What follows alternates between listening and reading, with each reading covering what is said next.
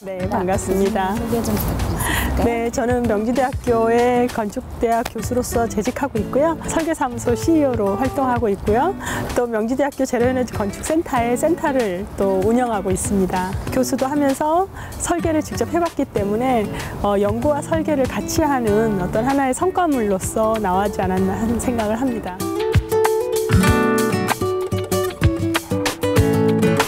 제로에너지 주택 또는 패시브하우스의 개념에 대해서 설명해 주실 수 있나요? 제로에너지 주택을 만들기 위해서 가장 기본이 되는 건 패시브하우스를 만드는 거고요. 재생가능 에너지를 많이 설치를 하면 에너지를 절약하는 주택을 넘어서 에너지를 생산하는 주택으로 가고요.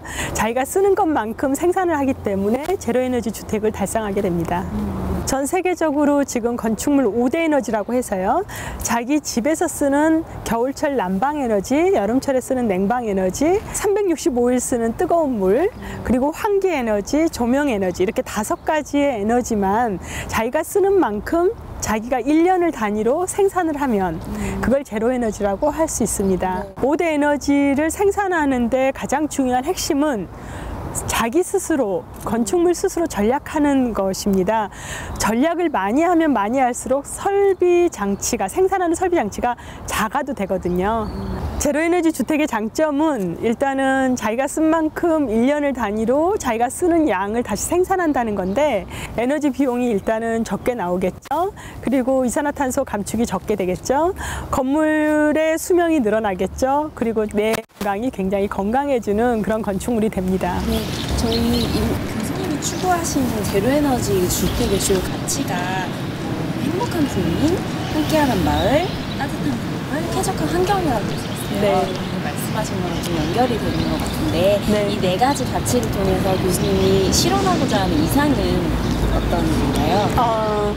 가장 중요한 거는요, 제가 먼저 선투자를 해서 에너지를 덜 쓰는 주택을 만들고 그게 나만 좋은 게 아니라 내가 이 에너지를 지금 필요로 하는 사람한테 기부할 수도 있고 이 에너지를 필요로 하는 사람들한테 팔 수도 있는, 건물과 건물 간의 에너지를 서로 주고받고 에너지를 거래할 수 있는 그러한 세상이 온다면 누구라도 다 에너지를 절약하는 주택에 살고 싶어 할 거고, 그리고 에너지 생산하는 주택에 살게 되는 그런 날이 올 거라고 생각합니다. 에너지를 통해서 거래가 이루어지고 이윤을 추구하고 이윤이 생기더라도 그보다 더 중요한 거는 그 안에 사는 사람들이 굉장히 건강해져야 되잖아요. 그래서 결국은 사회가 건강해지고 또 지구가 건강해지는 그런 것에 하나의 초석이 될 것 같습니다. 에너지 제로 주택이 가지는 의의는 어떤 거라고 생각하시나요? 과거에는 내가 에너지를 덜 써야 되고 내가 플러그를 뽑아야 되는 그런 시절이었는데 이제는 건물 스스로 난방 에너지, 냉방 에너지를 스스로 줄여가잖아요. 에너지 전환의 시점에서 사실은 이렇게 에너지를 전략하는, 스스로 전략하는 건물이 있다는 거, 그게 가능하다는 걸 보여준 것 같고요.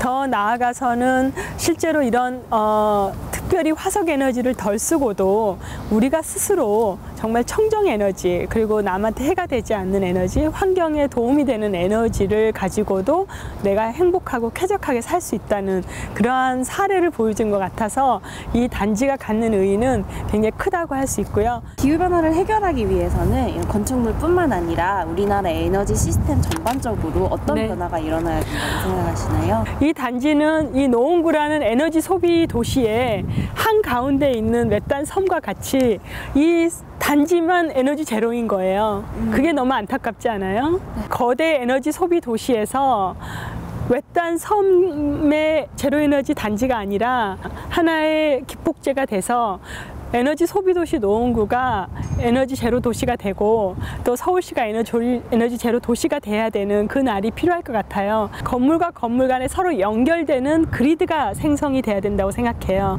그 그리드가 만들어지는 게 바로 스마트 도시의 가장 핵심인 것 같거든요. 그 연결을 통해서 에너지를 서로 공유하고 에너지를 판매하고 에너지를 기부할 수 있는 세상이 되는 곳.